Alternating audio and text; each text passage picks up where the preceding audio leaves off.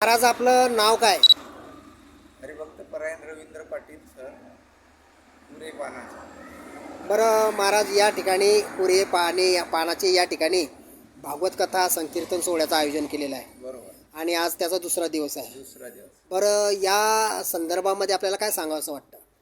या संदर्भामध्ये सांगावंसं असं वाटतं की हा जो सप्ताह आहे, समजा या पुण्य पावन नगरीमध्ये पुऱ्यामध्ये असे जवळजवळ 6 ते 7 सप्ते होतात. याचा मागचा मूळ उद्देश म्हणजे हा की ही जी भावी पिढी आहे पुढची, या भावी पिढीला भारतीय संस्कृतीचं, धार्मिक संस्कृतीचं हे जे ज्ञात अज्ञात जे असेल ते सर्व काही त्यांना म्हणजे त्यांच्यापर्यंत पोचायला पाहिजे. आणि ही जी धर्मसंस्कृती आहे ही कुठंतरी जोपासली जायला पाहिजे.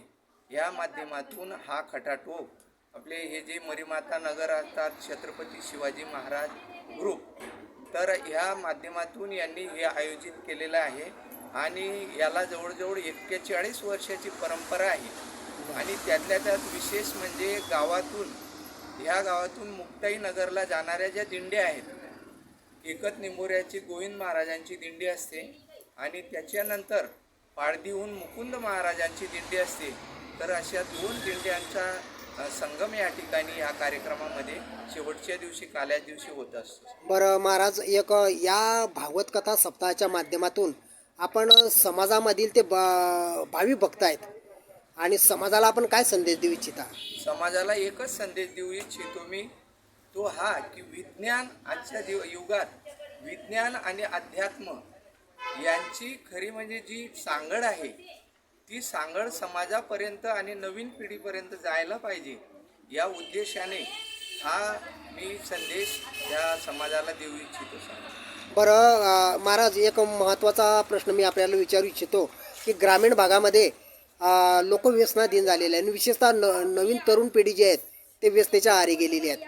तर या कार्यक्रमाच्या माध्यमातून त्यांना काय तुम्ही सल्ला द्याल? त्यांना काय सांगा? कार्यक्रमाच्या माध्यमातून मी एकच सल्ला देऊ इच्छितो, कारण कलियुग ज्या वेळेला कलियुग ह्या ठिकाणी आलं आणि परीक्षित राजाने त्याला ज्या वेळेला विचारलं की त्याने जे स्थान मागितले होते ते स्थान म्हणजे की व्यसनाधीन जे लोक आहेत समजा, त्या ठिकाणी कली आहे. मग त्या कलीपासून कसं दूर राहायचं, म्हणजे ही तरुण पिढीला समजण्यासाठी खरं म्हणजे कलियुगामध्ये ज्या कलीने स्थान मागितलेले त्याच्यापासून आपण कसं दूर राहायचं, तर हा संदेश या तरुण पिढीला जायला पाहिजे समजा, आणि त्यांनी ते समजून घ्यायला पाहिजे.